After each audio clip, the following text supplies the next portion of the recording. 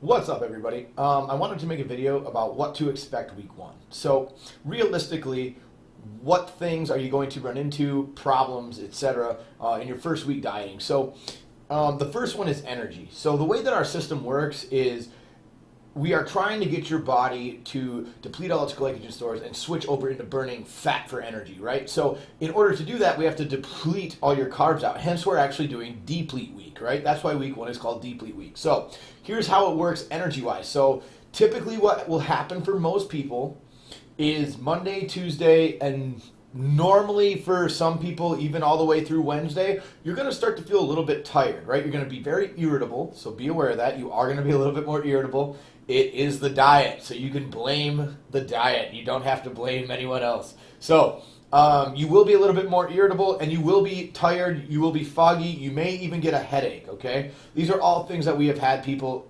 encounter in week one. What happens is by Thursday night, get away from there, Gaines. By Thursday night, or even Thursday morning, you will start switching over into what's called ketosis state. What that means is you're going to be burning fat for energy. So in order to do that, though, we have to get rid of all the glycogen stores. We have to get rid of all the carbs. That's why we're doing it. So understand that you are going to feel a little foggy, a little headachy, things like that up until Thursday. And by Thursday, you should start to feel that switch over, and you'll actually end up having more energy than you ever had before because your body's going to start burning fat for fuel, okay? So that's number one, the big thing. Now, water is the second thing. A lot of people this morning, okay, obviously this is Monday afternoon, so we had a couple people this morning, and I'm sure it was like this in every location, and it's happened every single challenge, is there's always going to be people who come in, and it's a completely different kind of in shape, right? Like being in boot camp shape is very different than being in weightlifting shape, than in running shape,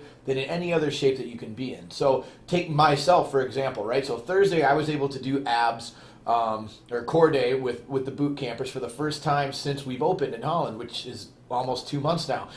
And I'm literally still sore, okay? So even somebody who works out 5-6 times a week, it's a different kind of in shape. So understand that you are going to be sore, okay? So make sure that you're drinking all your water.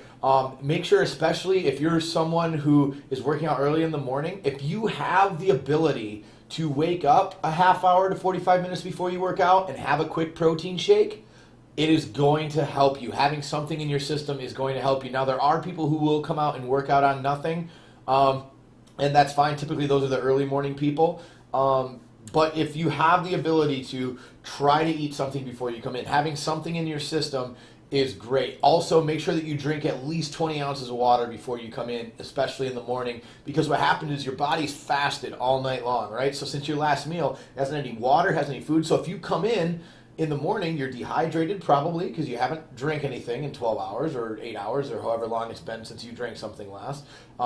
You haven't had anything to eat since you're fasted. Okay, that's what the word breakfast means, is breaking that fast. So you have no food and no water in you. So you may get lightheaded during workouts. Now, you may also not feel good during workouts. Now, the big thing here is food and water will help that, but the other thing that you need to be aware of is how to monitor yourself, okay? So if you get done doing a set and you're pushing yourself as hard as you can, like you should be doing, okay, and your heart's beating out of your chest, right? Like you're 160, 170, 180 beats per minute. Now, if you start seeing stars, you start to feel nauseous, you start to feel a little, uneven, or your equilibrium starts to go off a little bit, do you need to do the next set for 45 seconds and just go as hard as you possibly can? No, you don't, okay? What we want to do is, our goal is to elevate your heart rate, right? So you're burning calories all day long. So what's going to happen is, especially the first couple times you work out, it's going to be really easy to get that heart rate up. So we need to make sure that we're policing ourselves. Okay, police your heart rate, police your breathing. If your heart's just going out of its chest 100 miles an hour and you have speed burpees next, do you need to do 45 seconds of speed burpees, or do you need to relax for 30, 45 seconds, let your body recover, and then do the next set? Remember, our goal here is to burn fat and build muscle, and we need our nutrients in our system. puking and not feeling good is not fun, right? So when we work out, we want those things in our body. We don't want to expel them out of our body. Also, when you leave our facilities, you should feel great, right? You should feel completely worn out. You should feel exhausted. You should feel tired, but you shouldn't feel sick, okay? If you're feeling sick, and make sure that you're eating your food and you're drinking your water, that you're staying hydrated. It is so, so important that you do that. Also, during a workout, if you start to get lightheaded during a workout, let the trainer know. It is okay to take a set off. That being said, we are still going to push you. We are still going to try to make you give us everything that you've got, but we understand that for a lot of people, this is a brand new experience, okay? So be aware of that. Listen to your body, okay? It's going to be super, super important. And that kind of goes into the next thing, which is prepping for your day. So the other big thing I've seen people do is, well, what can I have out for a snack? Or what can I have? There's no such thing as a snack in our meal or in our plan, right? If you need a snack, that's called a meal. When food goes into your mouth, it's called a meal. If you need to snack on something and you just need something to chew on, stick to the free vegetable list. I know that's gross. Sorry. If you're still hungry, add another meal, right? So the next day, just add another meal. But get through a whole day first, and you'll be okay. And by the time the week's over, you're going to be like, okay, this isn't so bad. I can do this. The other thing, which happened in Holland this morning, and it was awesome, is make sure that you're not being too proud. If you have an injury, tell us. I had a lady this morning who we were doing bear crawls, right? Does she need to be doing... she need to be bear crawling backwards if she has a shoulder injury? Probably not, right? So she raised her hand and said, hey, I've got a shoulder injury.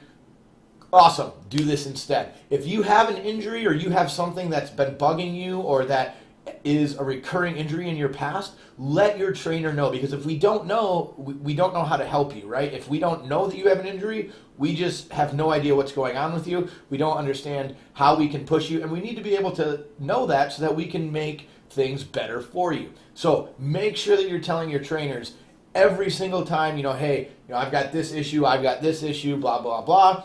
Is there anything in this workout I should watch out for? And tell them that ahead of time. If you forget and you need to tell them during a workout, awesome. But typically what will happen, and the guys in Grand Haven are great at this, is if you go in before a workout and you say, hey, Mike, I need, I've got this going on with my knee, or this going on with my elbow, or this going on with my shoulder, what's going to bug me today? Is there anything I can do to work around it?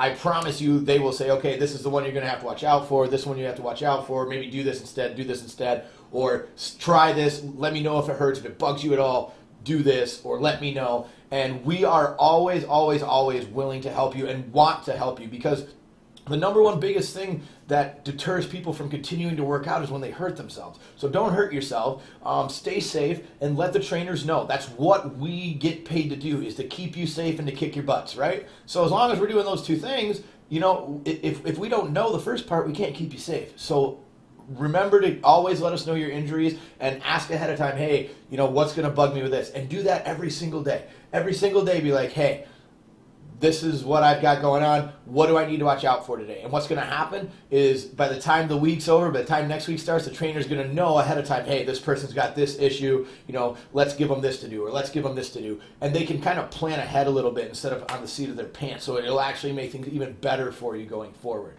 Okay? The other big thing too is don't get discouraged. Okay? So if you need to take a break, or you need to take a set off, or you start feeling lightheaded and you need to sit down, or you need to grab a drink of water, whatever, don't feel discouraged. The best part is you're here, right? You're trying. So the only thing that could be worse is if you stayed home and didn't sign up for the challenge, and if you weren't trying to get better for yourself. So don't ever feel that, I can't do this, or I don't want to do this, or I don't want to be that person. Shush. You're the strongest, right? It takes you a lot to come out of your comfort zone and to do something in a group of people that you don't know, and then to feel that way and to be able to control yourself takes courage. And be proud of yourself. Be positive in the way that your mindset is about, hey, you know what? I might not feel good today, but I'm going to try hard again tomorrow. I didn't do well today, or I had to take a break during this today. Tomorrow I'm going to try to do a little bit better. But the goal is that you're there. So be proud of the fact that you're showing up. Don't get down on yourself. The biggest thing that I see with people sometimes is as they have to take a set off, or they have to do this, they have to do that, That's okay. Don't get down on yourself. No negativity. The big thing, especially during challenges, is understand that you're finding out things about your body, and we're going to test you in ways that you've never been tested. So everybody's going to respond differently. But the point is that you're there and you're working hard and you're trying to become better. And that's what I want you to focus on. Don't worry about what you can do. Focus on the fact that you made the conscious decision to go to your workout, to eat that meal, to try your hardest. You're going to mess up. You're going to fail. You're not going to be able to do everything perfect right off the bat. But you know what? Every day is an opportunity to get better. Take it for what it is. Keep doing amazing things. And I'll see you guys at the beginning of next week.